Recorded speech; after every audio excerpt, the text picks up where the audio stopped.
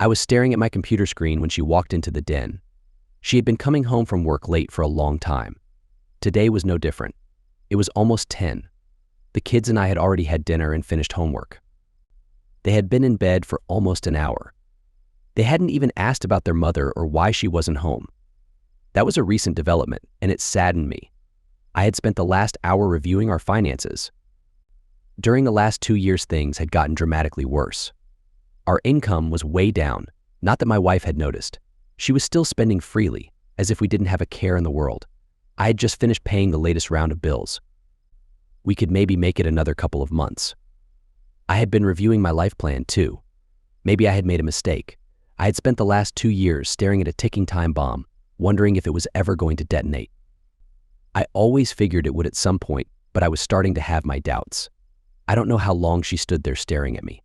I was getting lost in my own thoughts more and more often lately. Losing track of time was the byproduct. Finally, with her arms crossed and the all-too-familiar look of disdain on her face, she spoke. "Michael, I want a divorce. I am not sure what my feelings were at that particular moment. My spirit was so overburdened with self-doubt and loathing, I was almost numb to any new emotions. It really wasn't all that funny, but I still found myself trying to stifle a laugh. My wife of 17 years had just told me we were over, that all we had built together would finally be torn apart. I hadn't felt this particular emotion in a long time, and it almost made me smile, relief. I looked at her for just a moment, allowing myself a final journey to our happier times. Then it was back to reality. Okay, I was a better programmer than a manager. Unfortunately, programmers get promoted to project leaders, then to department chiefs, and then to senior management. That is how I ended up as the senior manager of product development. It was just a fancy title for a salesman. The reality was, at the time, I was the most qualified for the position. I had created our flagship product line almost by myself. I had nurtured it through its early stages and helped it grow during several upgrades. I knew our product best. When customers had questions, I had answers. When our staff had problems, I knew how to fix them. Add a new hairstyle and overpriced suit, and I sure looked the part. The increased salary and benefits that came with my promotions were nothing to scoff at. I would say I was mostly content with my job, but I loved programming and missed it a great deal. In my position, I never had the chance to do it. There were just too many meetings and phone calls to allow myself the luxury of diving back into lines of code. I was forced to watch a new group of young, ambitious individuals trying to outdo each other with their latest developments. I won't lie. Being the boss was worth it, but I always wished that my job duties were a bit different. It was no surprise when I was let go from Chicago Technology Solutions. If I was in charge of me, I would have done the same thing. My attendance at meetings was sporadic at best, and too many deadlines had been missed. At the time, I wasn't trying to get fired, but I really didn't make any attempt to keep my job at CTS. I had been feeling down for a long time. It took me almost 3 months to get over my original depressed state and try and move forward. But that had been a miserable failure, too. It took me another month to find a solution to the predicament I found myself in, at least one that I could live with. I think I would have lost my mind if I didn't have the kids. They had an unbroken routine that helped me get my life back on a positive track. Breakfast, school, snack, homework, dinner, bed. Breakfast, school, snack, homework, dinner, bed. That was my mantra, and it helped me find my way. I dived headfirst into being a stay-at-home dad. I took over all the housekeeping and chauffeur duties. The kids genuinely enjoyed my increased presence in the house. That allowed me to realize I had some value. I wasn't completely worthless. If my wife sensed this change in our family dynamic, she never mentioned it. I am almost positive that she didn't even notice. I met Jennifer Riley at a fraternity mixer. I had almost decided not to go. I had joined the fraternity for the doors it would open after graduation, not to attend parties while in school. I figured I was going to need all the help I could get. My grades were outstanding, so that wasn't a worry. However, everything else about me was just average. Height, weight, looks, personality, average. My name, Michael, was a very common name. Completely average. To be honest, when I was away from a computer, there really wasn't anything all that unique about me. Dates? I had a few. Relationships? Well, not so much. I was getting pretty good at keeping myself company even during my senior year of college. Until I saw Jennifer Riley. Jennifer was almost as average as me. I realized that average on a woman looked a whole lot better, She was a bit of a wallflower. I watched her for quite some time before I could gather up enough courage to speak to her. Our initial meeting was brief and quiet, but introductions were made.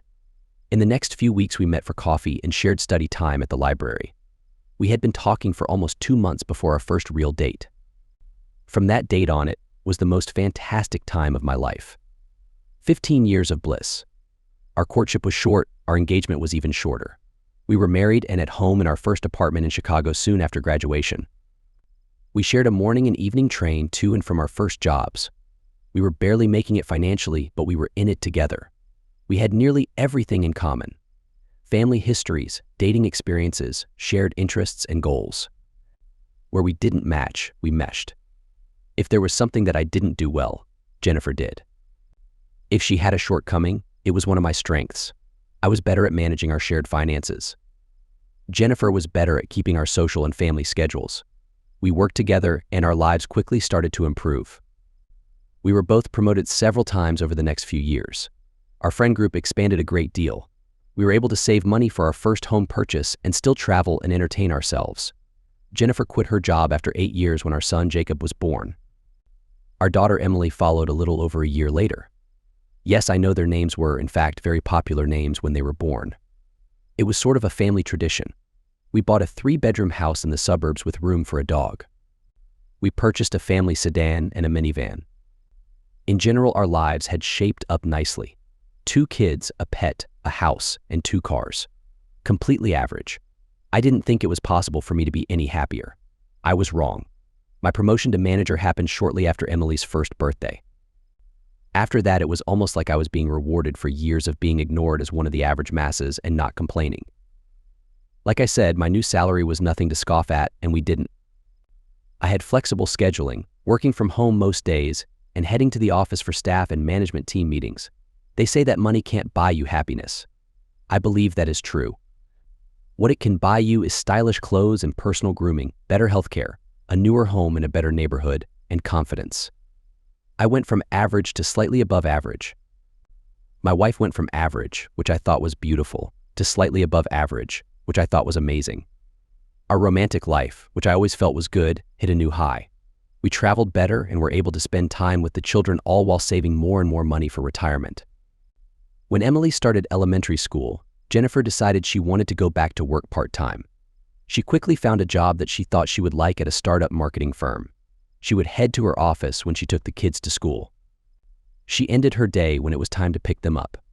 It was the icing on the cake. We didn't need her salary, so we were able to save it.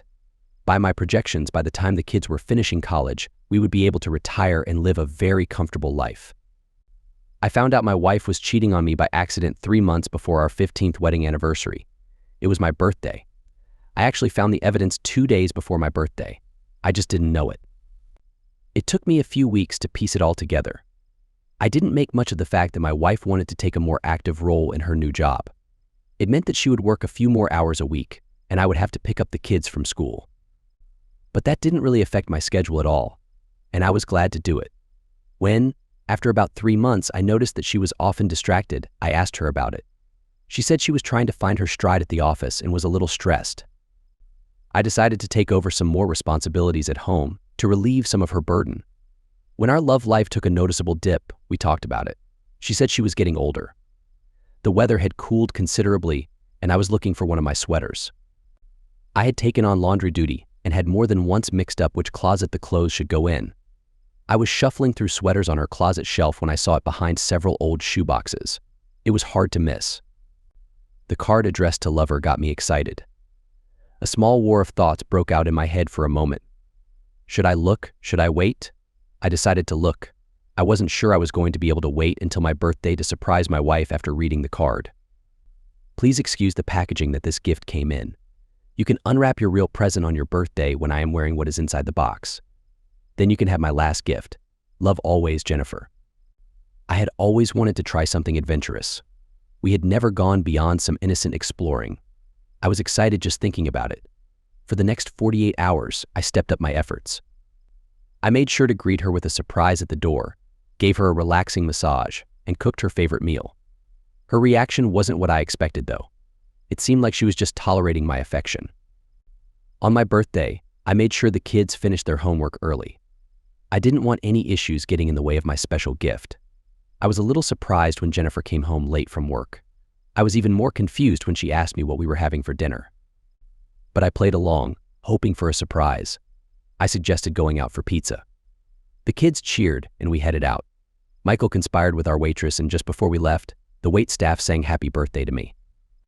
I thought I saw a hint of surprise in my wife's eyes, but she quickly recovered. "I'll give you your present later, Michael," she said with a smile. The drive home felt tense to me. I almost got into an accident. The 15 minutes waiting for the kids to get ready for bed felt agonizing, but the 15 minutes after that, waiting for them to fall asleep, felt even longer. Luckily, Jennifer returned from a quick trip to the store for milk shortly after they dozed off. When I reached the bedroom door, Jennifer wasn't inside. I went and sat on the bed. A few moments later, she walked out of the bathroom in a cozy nightgown, no makeup, and her hair in a ponytail. At this point, I was starting to get frustrated with the games. When was I going to receive my gift? She got into bed and under the covers. She was about to turn off the bedside lamp when she stopped. Oh, I almost forgot. She opened the drawer of her nightstand and pulled out a small wrapped box covered in colorful balloon paper that we had used for Michael's last birthday.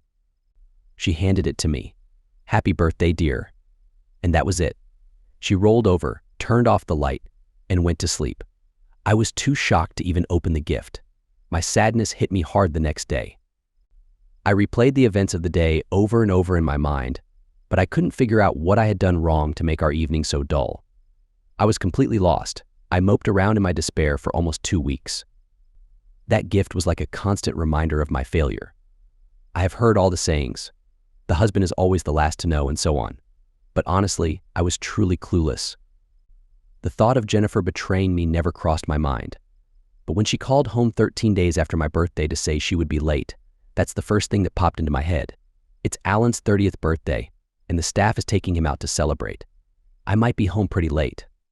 I don't remember how I responded or how I made it to the bedroom closet, but I do recall staring at the empty space where my present once sat.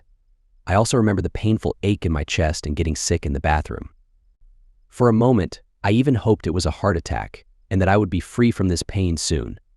Alan Henderson was Jennifer's boss, a slick, disingenuous-looking advertising executive who was a few years younger than both Jennifer and me. I had only met the man once, but I instantly disliked him. It was Emily who snapped me back to reality. "Are you okay, Daddy?" It took a few seconds for my eyes to focus on my daughter, who was standing over me, teary-eyed. "I'm fine, sweetheart. Daddy just ate something that didn't agree with his stomach. I'll be out in just a minute. I just need to clean myself up." Eventually, I managed to leave the bathroom, but I don't recall much after that. I do remember reaching for my neglected bottle of scotch. Judging by the pounding in my head the next morning, I knew I had downed several glasses. I had no idea when Jennifer had come back home. When I found her in the kitchen, feeding the children the next morning, she didn't seem out of the ordinary. She carried on with her daily routine. But I noticed a slight wince on her face when she sat down to eat, and it shattered any remaining love I had left. It was such a subtle sign, but it was unmistakable. I wish I could write about how I confronted my cheating wife, but I didn't. I was just devastated. Moving felt impossible. And it didn't get any better for several weeks. I was a shell of a person. Watching my wife go about her life without a care in the world made me feel even worse. I thought I had reached rock bottom. It wasn't until my 15th wedding anniversary weekend that I finally snapped out of it and decided to take action. I probably wouldn't have done anything if I had stayed passive. I was being weak, a pushover. My behavior would have been called many things. If my dad were alive, he probably would have said I was spineless. He would have been right.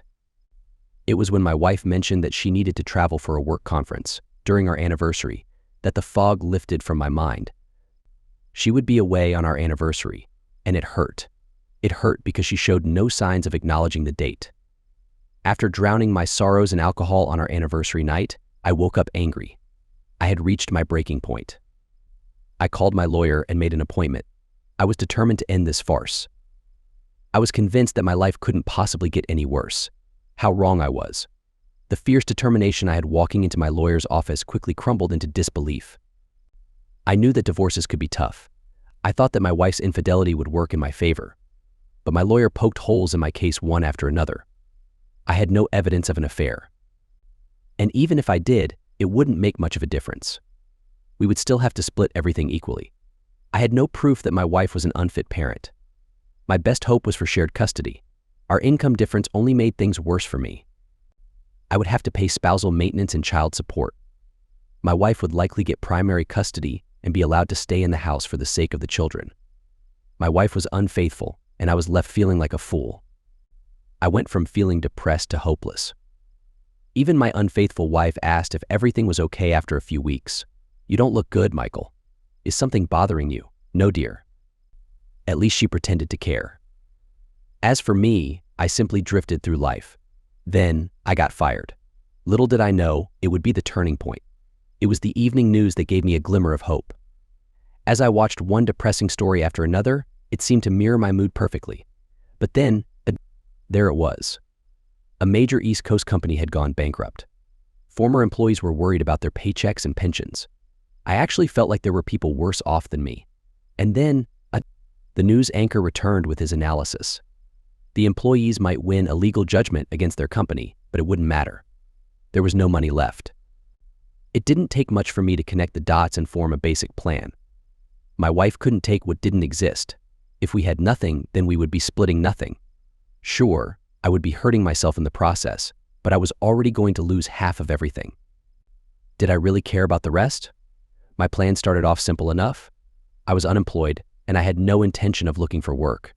I decided to spend our savings until there was nothing left. I knew it was a crazy idea. Even I didn't think it would work.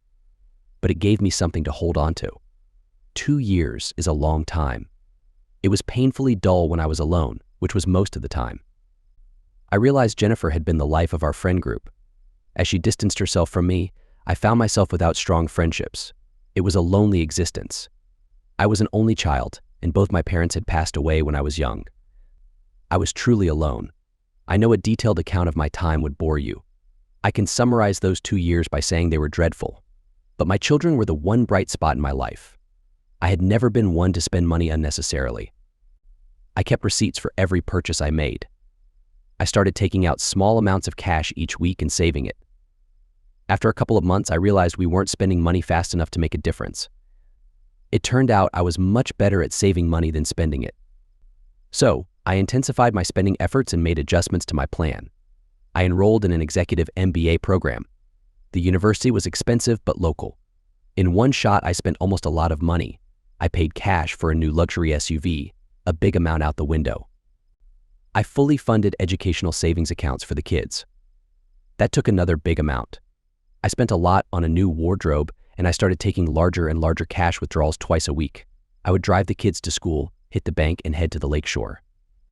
I never really gambled the money I took with me. A few bucks here and there so that I was at least entertaining myself. I spent enough to show that I had spent the day in the casino, including receipts for lunch and snacks and parking. The majority was going to the wall safe in our garage. My personal post-divorce war chest in case things got ugly.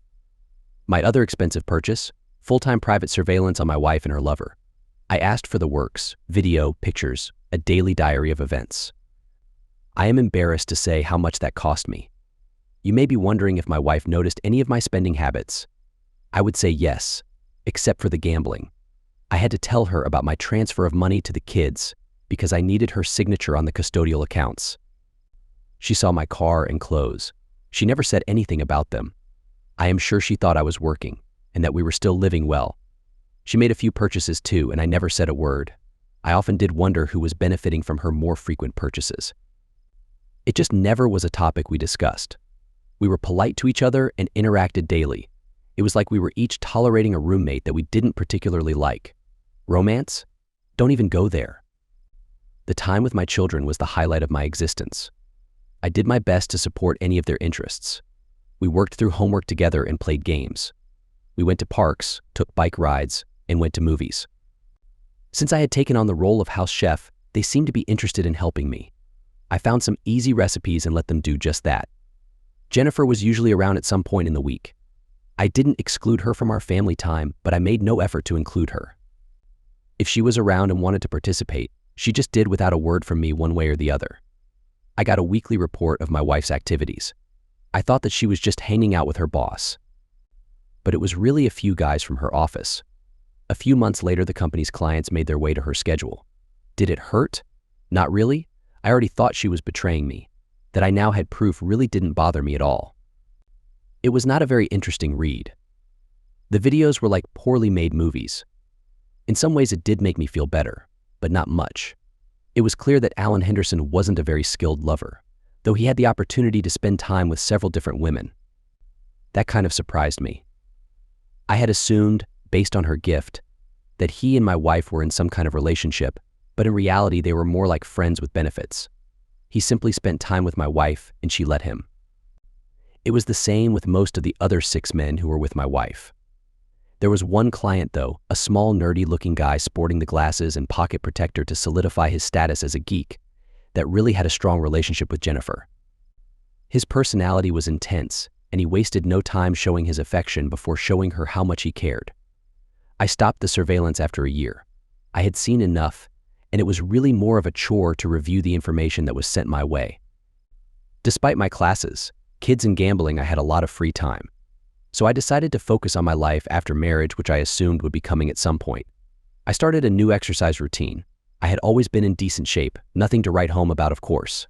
Over that time, I did make some improvements on my bench press and running stamina. I think that huge muscles and good looks are mostly genetic, and I clearly did not fit into either category. However, personally, I was really pleased with the way I looked. I started researching the latest news on my former industry. I figured I would need a job at some point. A year away from the madness had left me farther behind than I thought. I spent a few hours each day learning about the latest technologies and software packages. I took a particular interest in my old company CTS. It appeared they were stagnant. They were definitely not losing market share and revenues were stable, but they weren't gaining ground. In the technology business, if you are standing still, you are losing. I also spent a considerable amount of time researching divorces. Oh, I did indulge some time to devising new and evil plans for dealing with my hopefully soon-to-be ex-wife. However, the majority of my time was spent learning how divorce affected children. I had already worked through most of my pain, and the children had been a big part of that. I wanted to make sure that when their transition came that I was fully prepared. There is a lot of information out there, a lot of which I thought was untrue. I was another 8 months into my adventure when I started to panic. My wife started coming home at a regular time, and she started talking to me and asking about my day. I answered briefly, of course, but she seemed undeterred. She started dressing more attractively for bed. It seemed like she was trying to rekindle the closeness of our former life. After a few weeks, it went from bad to worse. For a year and a half, she had been uninvolved and going through the motions.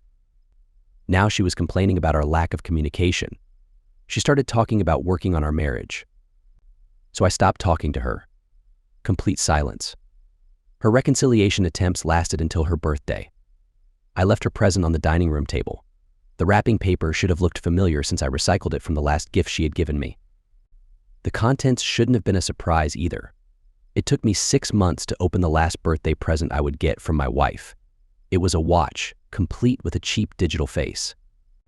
When I noticed my birthday present in the impulse buy aisle of our neighborhood 24-hour convenience store, I had been pretty angry. A $9.95 watch from the Quickie Mart. Mean person. When I saw they had a matching ladies model. I got over it. I bought it and waited 18 months to give it to her. I almost wish I could have seen her reaction, but alas, I wasn't there when she opened it. The kids and I had an emergency movie night and were pretty late getting home. She was gone before the kids and I were up the next day. Suddenly, everything went back to my new normal. Jennifer started staying later and later at the office. We barely spoke when she was at home. Then it finally came. Michael, I want a divorce. I was hoping that she would get it over with quickly, but it was almost a week later before I was served with her petition. It was almost laughable. Spousal and child support, unequal distribution of assets in her favor, mental and emotional cruelty listed as the relevant factors. I waited until the next Monday before taking the kids camping. I didn't want them to be around when I unleashed the consequences. We returned 6 days later, relaxed and refreshed. Jennifer was waiting for us at home. She was sitting alone in the living room. I think she may have had the stomach flu. In any case, she didn't look good.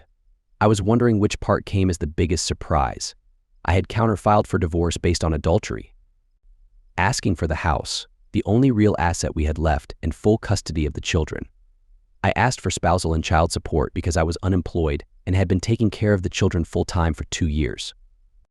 I had filed alienation of affection lawsuits against Jennifer's 7 partners. I had no illusion that I would win any of them, but Illinois law allowed it, so I was coming back strong.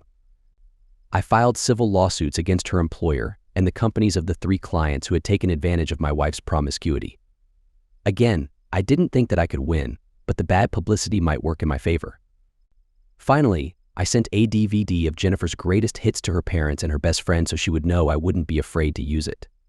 She should have been aware of the evidence I had against her. It had all been named in my countersuit, but I didn't want to take any chances. The kids grabbed a snack and went to their rooms to get ready for bed. They didn't really acknowledge their mother. She made no move to address them. I went to the fridge to grab a drink. Then I made my way to the living room and plopped down on the chair opposite Jennifer. She didn't look at me for a long time, so I just enjoyed my drink. In addition to being sick, she appeared to be crying about something. Maybe she was injured? Eventually she spoke, but it was almost a whisper. "You'll ruin me."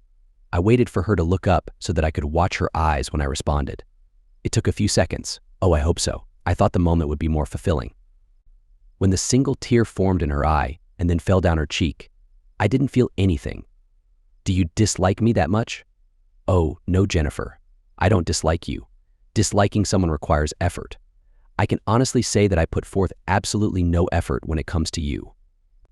All of my effort goes to taking care of me and my children. But I am your wife. Stop. I will not have a terrible person like you disrespect my wife's good name. My wife was a loving and caring woman, my best friend and partner, and the mother of my children. She is gone. You are the person who took over her body. Don't speak as if you have any relationship to me." It was a long time before she spoke again. "What am I going to do now? Is that a rhetorical question, or do you really want my answer?" I didn't let her respond before I continued. "I suppose there are several possible solutions to your predicament. You could move far away and try and start a new life. That's the one I would choose. I am never going to let my children spend any meaningful time with you, so that shouldn't have any impact on your decision to leave. Or I suppose you could try and stick it out here. Hang around town trying to keep your head up. But who knows who will hear about your little adventures, or who would want to hire a terrible person like you. You may be able to latch on to some loser of a person who doesn't care that you're a terrible person. But what kind of a low life would that be? Or you could live a better life and prove that you can change. I really hope you choose that option. That would allow me to see you grow and become a better person. But then again, I am not sure my opinion really matters to you. It sure didn't when you decided to start involving yourself with your boss. I had been dreaming of giving that little speech for months. I should have been happy about the opportunity to give it. As I watched word after word crush whatever was left of her spirit, I had hoped I would get some satisfaction. Instead, I just felt empty. Life after divorce was a mixed bag. I did much better with my lawsuits than I had ever hoped. I received just over $1 million in settlements from the 3 companies who had employees that had been romantically involved with my wife. It was surprising because my attorney told me not to expect much. During the post-game analysis, we decided that after seeing how he handled my ex-wife's company, they didn't want any part of the negative publicity. We had exposed my ex-wife's company with legal actions, interviews, and leaked information to the press. I had also started my own secret campaign, sending emails to the CEOs of their remaining clients with information about my wife, her boss, and their partners. Do you really want to be associated with this company when the truth comes out? It took time, but slowly their revenues dried up. Employees who didn't want to be connected to the scandal quit. In the end, they filed for bankruptcy. Alan Henderson was fired and left town in disgrace. The money I received was smaller than other victories, but much more satisfying. I didn't receive anything from my lawsuits regarding alienation of affection. I never expected to. However, 4 spouses did receive great settlements in subsequent divorces. It wasn't all good times and happiness. I also hurt myself in the process. It was not uncommon for me to run into someone who knew about my situation. The teasing and taunting was out of control for a while. I don't know if it was lucky or unlucky that I didn't really care. I already felt like a loser, so someone putting it into words didn't really affect me. Some of the people were actually quite clever. I was able to protect my children from most of the negative effects. That had always been my primary concern. They were sad for a while, but bounced back soon enough. My biggest victory was my return to CTS as Vice President of Design and Development. One of the things that kept me busy during my difficult times was programming. In those 2 dark years, I had designed an add-on to the primary CTS software that made it easy to integrate with 2 other popular software packages from their competitors. I started my own company and began selling my design. Less than a year later, I had offers from all 3 companies to buy my company and my software. I sold my company for $11 million and received an incredible compensation package from CTS. For a while, I considered retiring, but with my lack of social life, I knew I was heading towards becoming a hermit if I didn't have a reason to leave the house every day. My increased income allowed me to hire a kind old lady who served as both a part-time housekeeper and nanny for my kids. After a year, Mrs. Marlene Jensen moved in with us full-time, staying in the in-law suite above the garage of our new home. She became like a grandmother to my children, mostly kind and caring but firm when she had to be. It was the advice she offered my children, the kind that only comes from life experience, which I appreciated most. I loved my children, and I did my best to be a supportive and caring father. But I was also damaged and skeptical. I turned to Mrs. Jensen for advice. She was my sounding board when it was decision time. The children grew into well-adjusted adults, and I saw them and their families from time to time. Unfortunately, as time went on, our closeness faded. I did not blame them in any way. It was best that I be kept at a distance so my bitterness wouldn't affect their lives. Mrs. Jensen worked for me until the kids left for college. Then she retired. I offered her free room and board as a pension. She had been a constant in my life for 15 years. She tried her best to get me to live again and find someone to share my life with. I appreciated her efforts, but in the end she died knowing that I would always be alone. I never really opened up to anyone ever again. My friendships were shallow and unfulfilling. I never really dated with the exception of a few dinners set up by casual friends. I developed a reputation as someone who was cold-hearted and ruthless, who was not to be crossed. For the most part, I was avoided and I didn't blame anyone but myself. My increasing wealth allowed me to maintain connections with companions. I paid generously for their time and company. I basically just spent time and talked with them. There was one person I was quite fond of for a while. Her name was Candy. I later found out it was really Marybeth. She was a passionate and willing partner. I think I was more than just a friend to her, too. But I could never burden someone else with my problems, so when I felt her becoming too attached to me, I ended the relationship. If you are wondering what happened to Jennifer, well, she had a difficult life. She tried for almost a year to talk to me. I am not sure why she tried. Did she think we could make amends, or was she hoping for a relationship with my children? Maybe. I had given her fair warning, but she didn't listen. She tried to stay in Chicago, so I started keeping an eye on her. When she applied for a job, I made sure her work history was always mentioned. When she started dating, which seemed to be almost immediately, I sent care packages to her potential partners to let them know about her past. I didn't really care if they wanted to continue the relationship after knowing the truth, but I didn't want her to be able to ignore it. I had to live with it every day, so it was only fair that she did too. As I said, my ex-wife kept trying to contact me. She left me many phone calls, letters, and emails, but I never read or responded to them. I think some part of me wanted her to suffer as she made me suffer. I suppose seeking professional help early on would have been the right thing to do. It might have saved some part of my happiness and allowed me to regain some sense of normalcy. But in the end, I never sought help, and as more time passed, it seemed too late to make a difference. I could have changed my phone number, but I didn't. Someone else could have sorted my mail, but I did it myself. I could have blocked her emails, but I accidentally opened one. It was a message of apologies and they didn't mean anything. She claimed it was a situation that got out of control. She had always loved me. Hadn't she suffered enough? I responded with a gift and a simple note. I purchased a piece of cloth from her favorite store and had it carefully wrapped with a beautiful ribbon. I attached a note. I am sure she appreciated the irony as she opened the card addressed to Terrible. One of her potential partners tried to confront me for tormenting my ex-wife. He showed up at my doorstep, fueled by alcohol, pushing me back as I opened the door. It was a mistake. As I have said, there was nothing special about me. I had no history of martial arts or special forces training. I was just an average person. I had never been in a fight before. But what I did have was anger, an uncontrolled pool of pure hatred for my wife and her lovers. He was the unlucky recipient of my anger. I ended up with a bruised eye and a cracked rib. He was lucky to be alive. He pleaded guilty to minor assault and unlawful entry and received probation as a first-time offender. I think the years of surgery and rehabilitation made an impact on him. Jennifer never tried to contact me again. I stopped watching her after another year when she found a stable job cleaning rooms at a hotel in a town about 700 miles away from me in Virginia. The only other time I saw her was 16 years later at my daughter's wedding. I know the children reconnected with Jennifer several years after graduating from college. I made no attempts to prevent them from finding her. The years had not been kind to her. She had gained at least 20 pounds and she had deep wrinkles around her lips and other telltale signs of smoking. That was a new development. All in all, she just looked old and worn out. But underneath it all, I still saw the woman who I had given my heart to. I felt nothing for her, but I saw her. She sat alone in the bride's section of the church near the back. Her interaction with my daughter had been brief, friendly but distant. She never made any attempt to talk to me.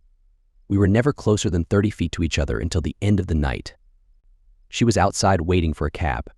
When I saw it on her finger, I smiled for the first time in some time. Maybe she had done better than me, if the small gold band and minuscule diamond on her left ring finger were any indication. I wandered towards her, staring at it for several moments. When I looked up to meet her eyes, there was a deep sadness behind her gaze. For the record, you ruined my life first. I looked down at her left hand, then back into her eyes. I am glad you found someone. I hope he makes you happy. I walked quickly to my car. My driver had been waiting attentively. Good evening, Mr. Smith. I hope you had a pleasant evening, sir. Are we off to the club? It went as well as I could have hoped for, Jonathan. Let's head straight back to the house. I think I would like to be alone tonight. Certainly, sir. As we pulled away, I tried my best not to look back. But I did catch her brief wave. Goodbye. Michael Smith was not particularly attractive. At first glance, there was nothing remarkable about him. But he was really kind and good-looking and smart. And he was different from other guys. Our first meeting occurred on probably the worst night of my college life. My sorority sisters had left me in the middle of a fraternity mixer to go hang out with a couple of annoying frat boys. They promised that we would stick together for the night, but had jumped at the first chance to have fun with anyone in the popular crowd. I spent 2 hours waiting for them, getting hit on and bothered by a bunch of drunk jerks, when he finally came up to me. Michael was looking right into my eyes. He politely introduced himself and made small talk for a few moments. He was almost whispering, but his eyes never left mine. After a short while, he left. I have really enjoyed talking to you, Jennifer. I would like to take you to coffee sometime. Here is my name and number if you are interested. Thanks for talking to me. It has been the best conversation I've had all semester. I admit I almost didn't call him. I waited just over a week before I decided why not. We met for coffee. He asked me all kinds of questions. I found he was very easy to talk to. It was during that first conversation that I discovered what made him unique. His exterior was quiet and unassuming. He wasn't bad looking. He was maybe even a little bit handsome. But he was brilliant. That was clear. He could talk about any subject and was knowledgeable about every topic I mentioned. He said he was a computer science major, but he clearly could have chosen any number of fields. We started talking about my classes, especially the ones I was struggling with, more specifically ancient philosophy. I was majoring in business with a minor in advertising. Unfortunately, I had put off taking several of my least favorite electives and was having a bit of trouble. Michael's eyes never wandered. Like our first meeting, he looked right into my eyes the entire time we were talking. His motive was clear. He was genuinely interested in me as a person. I was flattered. He suggested that we study together at the student union or the library. So 3 days later, we were together again. I wouldn't have called it studying. Advanced tutoring would be a better description. Michael spent 3 hours at the library on a Friday night helping me with my philosophy exam. When I didn't understand something, he apologized for his teaching methods and tried something different. He was so patient. He never made me feel dumb when I didn't understand. I could feel his excitement through the phone when I called him to tell him that I passed my exam the next Tuesday. I could tell he was proud of me. He wouldn't accept any praise for helping me, saying that he was actually being selfish trying to spend time with me, and that it was the most enjoyable time he had spent on campus. I found out about some of the other ways Michael was not like most other guys. During the week, he was singularly focused on his studies. There were definitely no parties, absolutely no drinking, and nothing that could be considered a distraction. At first, I found it annoying, but it grew on me.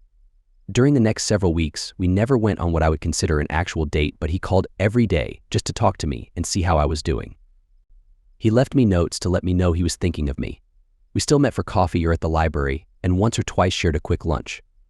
When we were together, he continued to ask questions about me and my family, my interests, my dreams. If I asked him questions, he was open and honest. Once I asked him if he was afraid of anything. It was my go-to question on dates. I read somewhere in a magazine that it was a good question to see how much trust someone put in you. I was prepared for one of the typical frat boy answers. In the past, they had ranged from nothing to that, I will have left college without partying as much as I should have. Michael just sat quietly for a minute while staring into space. Then he looked me in the eye and spoke. I am afraid I won't be a very good father. I was an only child. My mother and father both died when I was in high school, but we were never very close. I lived with my uncle until I graduated. He was quite the ladies' man, and we had very little in common. I think he was relieved when I left for college. I want to be married. I want children, but I don't have any experience being part of a loving, supportive family. I want to be a good father, but I am afraid that I won't know how. When he stopped talking, I think he was looking for some type of response. Too much? He asked. No, Michael. Not too much. Just enough. About 4 weeks into our relationship, Michael asked me if I had Saturday open. I told him I did, and he told me he would stop by the sorority around lunchtime. The days leading up to that Saturday were strange. I kept asking Michael what he had planned. He wouldn't tell me. My sorority sisters kept smiling at me and whispering. I was on edge when he finally arrived. He was dressed in maroon and sky blue. 3 of his fraternity brothers were similarly dressed and were carrying a large cooler and 2 giant warming trays with food. Michael had a DVD in one hand and a West Ham jersey for me in the other, and a big smile on his face. He asked me to show him the house's great room. When we turned the corner, most of the house was decorated in West Ham colors and started to chant. I was shocked. Once, for a total of maybe 30 seconds, I had been complaining that I had missed my family's trip to England. I had a distant cousin who had made the roster of a club team, West Ham United, and my family had planned a trip to London to watch him play. Unfortunately, the trip landed during a very important test week for me, and I couldn't go. I was really disappointed and shared that with Michael. He had a friend from the local sports bar record a West Ham game off of their satellite. He had researched the team chants, taught them to his friends and my sorority sisters, and watched the game to know when he should start them. He and his friends had brought a few cases of English ale and made fish and chips. While the game played, we sang and drank and cheered. He made everyone quiet down in the 72nd minute and told me to pay attention to the screen. I was able to watch my cousin score his first Premier League goal, tape delayed of course. No one else in my family would be able to say that. It was the nicest thing anyone had ever done for me. When it was over, he and his friends cleaned up the mess and left. Michael said he would call me later. I was left alone to fend off the teasing about the dreamy look in my eyes. It was worth it. Our phone calls and notes and coffees continued for a couple more weeks, until one day while I was sipping on a latte, I noticed that he seemed extremely nervous. Is everything okay, Michael? What? Oh, yes, of course. I was just wondering if you had any plans for Friday night? And if you were free, if you would have any interest in going to dinner with me. Well, like a date with me. On Friday, I would love to go to dinner with you, Michael. The look of relief on his face was surprising. It was quickly replaced with one of the widest smiles I had ever seen.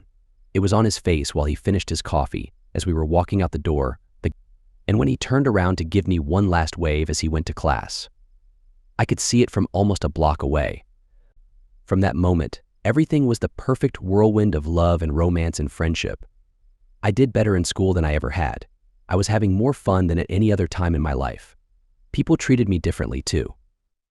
I was more comfortable being myself, the woman that Michael loved, and I think people were drawn to that. I will say that being around Michael was like getting a daily boost of confidence. He may have always sold himself short, but he was never shy about describing me in positive terms. The reality of it was probably just the opposite. Michael was a reasonably good-looking guy who was in shape, if not even a little athletic. He was always well-groomed, bordering on stylish. He was personable and well-liked, but he was a little shy around new people. I can say without a doubt he was always the smartest person in the room, professors included, and everyone knew it. But with a casual demeanor, he shunned the spotlight and attention to spend time with me. He would often tell me he was just an average guy who had won the lottery when he met me.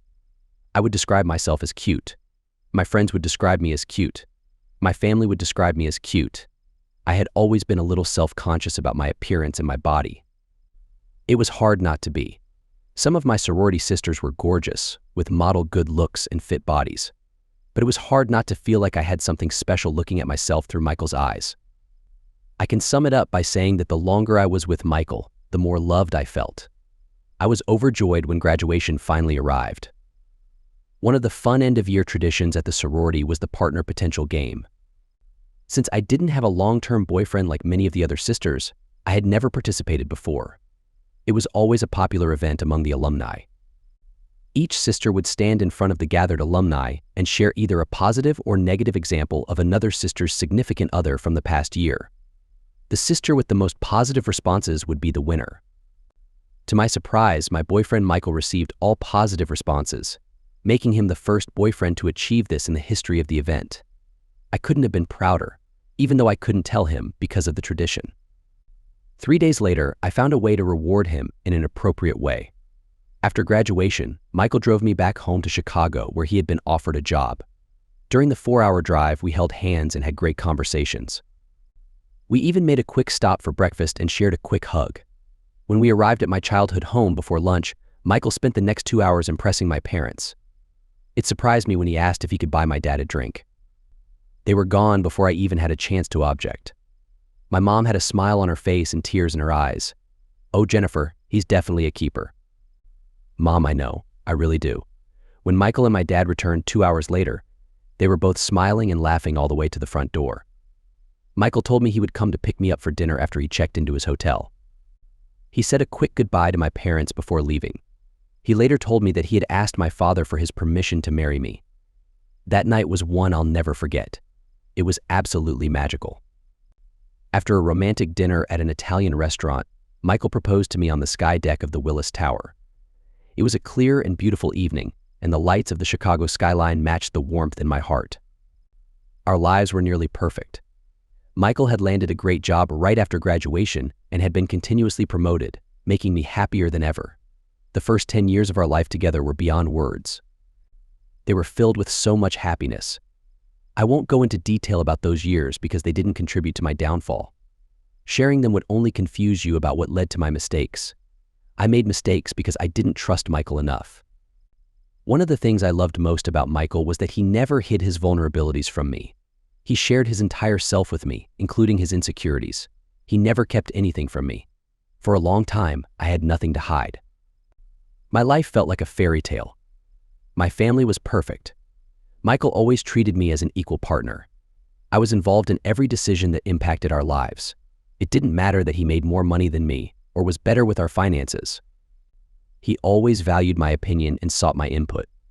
It made me feel special most of the time, but sometimes it made me feel inadequate, like I wasn't living up to my end of the partnership. I never shared those feelings with Michael. If I had, I never would have destroyed my life. He would have supported me. I knew it. He loved me so much. He would have helped me feel complete. But that small insecurity grew and grew over the years. Maybe it even festered. By the time our children started school, I was lost within myself. I felt like I needed something different, something that would give me an independent purpose. I didn't want a lover, not at all. I loved my husband deeply, and our love life was good. It was mostly my fault.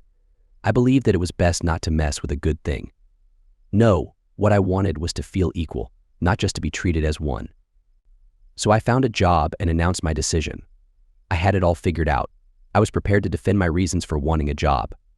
The argument lasted for only 4 seconds. "I think that sounds great, Jennifer. Whatever makes you happy." And it worked. I had solved my problem all on my own. I didn't need anyone's help. Looking back, it was incredibly vain and self-centered of me to think that way. But at the time, it felt empowering. I believed I could take on the world as an independent and confident woman. The atmosphere at my new job could be described as flirty. At times, it could even be seen as a bit chaotic. My co-workers, both male and female, were young, bold, and full of life. There were several office romances happening, but they were more about casual flings than actual relationships. No one seemed to hide it or think it was wrong. My boss, Alan Henderson, was perhaps the most notorious one. He was reasonably attractive, although he wasn't really my type. People often teased him about his inability to maintain a girlfriend and celebrated his latest conquests. I didn't immediately jump into bed with the first person who showed interest in me. In fact, I turned him down quite firmly. But it did make me wonder if Michael and I were missing something in our love life. Our group of friends tended to be more reserved when it came to discussing relationships. We had never had any conversations that even came close to what I experienced on a daily basis at work. After our first company Christmas party, where I introduced Michael to Alan, everything changed. I could sense that they didn't like each other, although they pretended to get along. I stopped discussing my job with Michael and never mentioned Alan. I could tell that Michael was bothered by my work and boss. After that night, the atmosphere in the office also shifted. Alan started paying a lot of attention to me, praising my work in front of others and checking in on how I was feeling.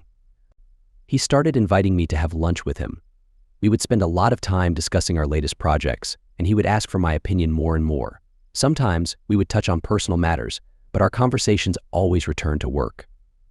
He also began complimenting my appearance using words like stylish and attractive. Looking back, I realized that he was slowly working on me for months, and unfortunately I fell for it.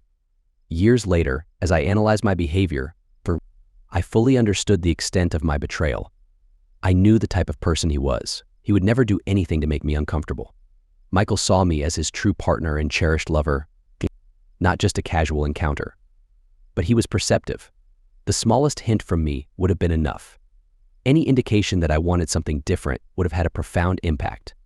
Upon reviewing my married life, I could see that Michael had subtly tried to explore more adventurous aspects of our love life, but I had ignored his attempts. It fills me with morbid shame to admit that I did all those things and more for Alan. I was foolishly infatuated with him, and I became a person I despise. I was unfaithful and loved every minute of it. I was in too deep with Alan before I realized the truth. Alan didn't love me, and I was making a terrible mistake. I told him the next day that our affair was over. He laughed at me and kicked me out of his office. The package was on my desk when I came back from lunch, along with a note to be in Alan's office at 5:30. The contents of the package ensured my compliance. Pictures of Alan embarrassing me in various situations were the lock that tied me to him and to the difficult situation that my life would become over the next year and a half and beyond. I will only say that I was manipulated by the company and Alan was in charge, and I strongly disliked him almost as much as I disliked myself. I found my solution, one that had eluded me for so long: courage. I told Alan I was done. I didn't care who he showed the pictures to. He just laughed and it was over. I felt like such a fool. I have to say, when I woke up from my nightmare, I was surprised at the state of our household. Michael and the kids seemed to be fine without me. Deep down, I thought they might be struggling when forced to face life with the kind of neglect I had forced upon them. But it was the exact opposite. It was almost like I wasn't needed at all. Michael was clearly still doing well. He had a new car and new clothes and looked every bit the successful executive. I felt horrible when I realized how long I had been ignoring my family. I decided right then I would rededicate my life to them and do whatever I could to make up for my betrayal.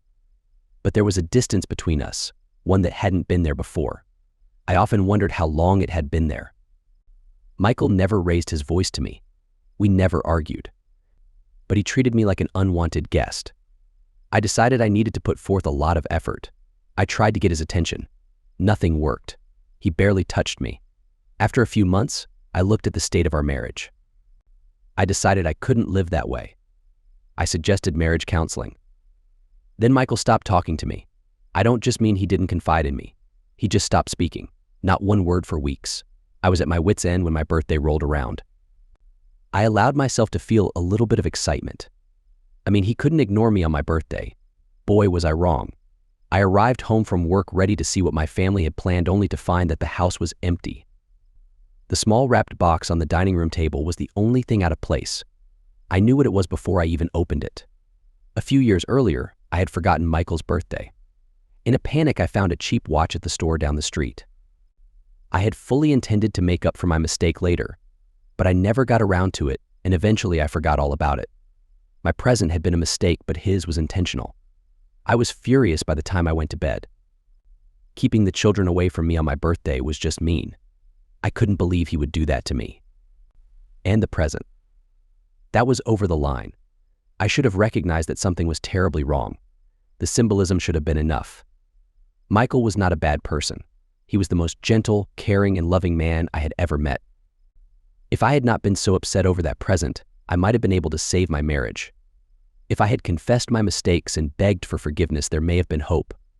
Unfortunately, at that moment I stopped thinking about working on my marriage and started thinking about divorce. I was sad, but determined. It took me a few weeks to work out all the details with a lawyer. I told her about how Michael had been distant and even cruel, how he was keeping the children away from me, how he had ignored my requests to go to counseling, how he had stopped speaking to me. My lawyer took issue with my comments. She told me I would get a fair settlement. We reviewed the filing. I felt I was being fair, but standing up for what I needed to have a reasonable life. All that was left was breaking the bad news.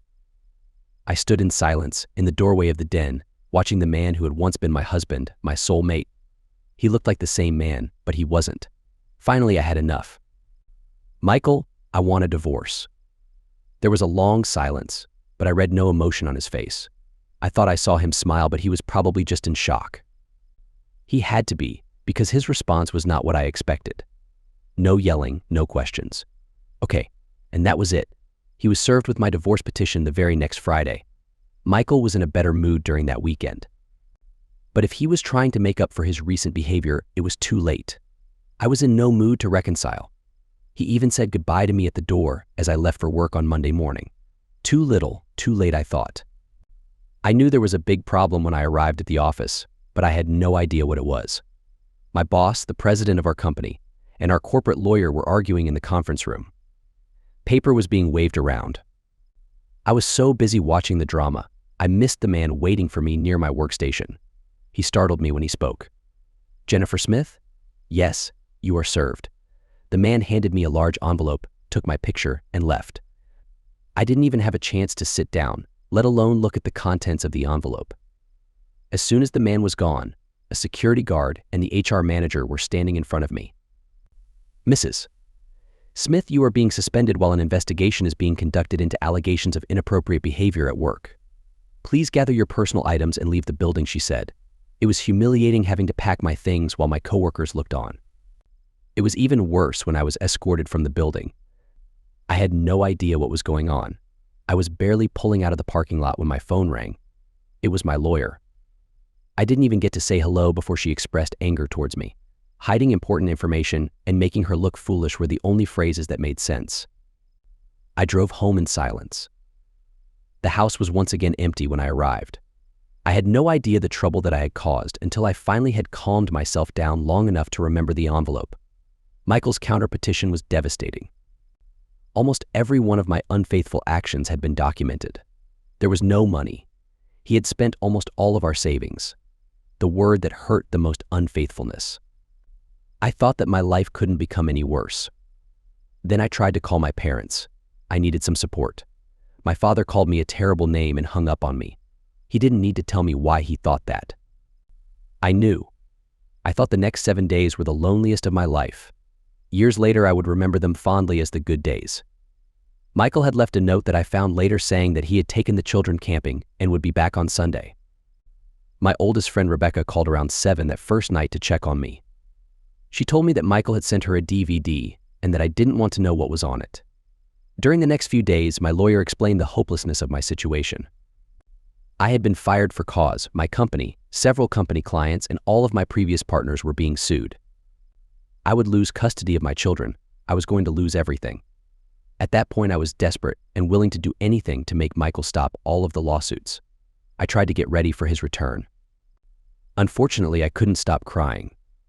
I was a mess when my family returned home. The children brushed past me as if I wasn't even in the room. Michael walked in a few minutes later, beer in hand, looking as if he didn't have a care in the world. I could barely bring myself to speak. "You'll ruin me." The incredible anger in his voice crushed me. "Gee, I hope so." When I tried to bring up our past as husband and wife, he called me a mean name. I wasn't even talking to him at that point. I was just thinking out loud. But Michael went on a rant that lasted several minutes. Insult, mean name, hurtful word, unkind person. Each word hurt me deeply. I felt defeated. Then he stood up and left the room. I can honestly say that I didn't give up. I tried to reconnect with Michael, but he wouldn't talk to me. I wondered how Michael and the kids were managing without any money, but everything seemed to be okay. I would sometimes secretly watch him drop them off or pick them up at school. I couldn't find a job and was collecting unemployment. My parents wouldn't talk to me. I needed a place to stay, so I started moving from friend to friend, mostly divorced men. No one seemed to want to keep me around for very long. One day things would be fine, the next they would want me gone. I had started seeing a therapist on the advice of my lawyer. She seemed to think that showing some remorse for my actions and trying to get professional help on my own might do some good in court. I had very little hope. I was able to work through some things, most of which I have shared with you. But my therapist's best advice came near the end of our sessions. Her advice was to run far away. I am not sure why he decided to respond to me. It could have been a phone call or an email, or even one of the dozens of letters I sent. But for whatever reason, I came home to find a package from Michael waiting for me. I recognized the store's standard gift box right away. The card was addressed to me in a rather mean manner. When I saw the giant funny toy and bottle of oil, I knew. He knew almost everything. He really hated me and had a very specific suggestion about how I should best use my time. I don't know why the realization that he was aware of my voluntary betrayal was so much worse. But it was. I cried. Hard. I was staying with a friend of a friend at the time, a decent guy named Robert. I think he had some hopes of making our relationship something more than roommates. When he came into the room to see what was wrong, I could tell he had been drinking. When he saw the package, he was furious and was out the door before I could stop him. I was worried when Robert wasn't home after a few hours. I should have been. The nurses at the hospital were a little sketchy on the details but knew most of the story. Apparently, Robert had gone to confront Michael. Michael had nearly hurt him badly. His face was badly injured. He had a concussion, several internal injuries, and a shattered left leg bone. I was horrified. My problems were now affecting the people around me. I told my therapist the story during my next session. She started asking me questions about Michael. I told her everything I knew. He was an only child, no family left. He was orphaned as a young teenager. I spoke of our young love, of his devotion to me and the children. I told him about his actions for the 2 years he had to have known about my affair and subsequent behavior. And I told her what Michael had done to Robert. When I was done, she looked frightened. You should run as far away from here as possible. Leave him alone. Don't call him. Don't write him. Don't let him know where you are. There is no hope of reconciliation. Don't even try. Move on with your life. If you push him, the most likely outcome will be that he will hurt you. Your actions have clearly broken a man with a fragile hold on sanity. He has had to endure disappointment upon disappointment for his entire life. He will never forgive you. He will never forget. Run. And so I did. I ran away from the memory of my perfect life to a rundown college town in Virginia, where I found an even worse job. I did find a person several years later that could tolerate me and ignore my past. The best I can say about him was that he didn't smell and he didn't smell. There was no love between us, only friendship. I am certain it was part of my punishment. My children contacted me when they were older, just to say hello and to let me know they were alive and knew I was too. They never asked to see me or to have any meaningful role in their lives. Michael, well, he thrived without me. I followed him in the news as much as I could. He always was successful in the software industry, and he had a great amount of wealth to prove it. Nothing much was ever written about his personal life. I saw him one more time at my daughter's wedding. I was surprised I was invited. He looked fantastic. He looked every bit the man who owned my heart and who I had betrayed. I admit I was a little bit scared when he approached me for his final taunt. For the record, you ruined my life first. He stared at my small wedding ring. I wished at that moment that I had never put it on my finger. I am glad you found someone. I hope he makes you happy, and then he was gone.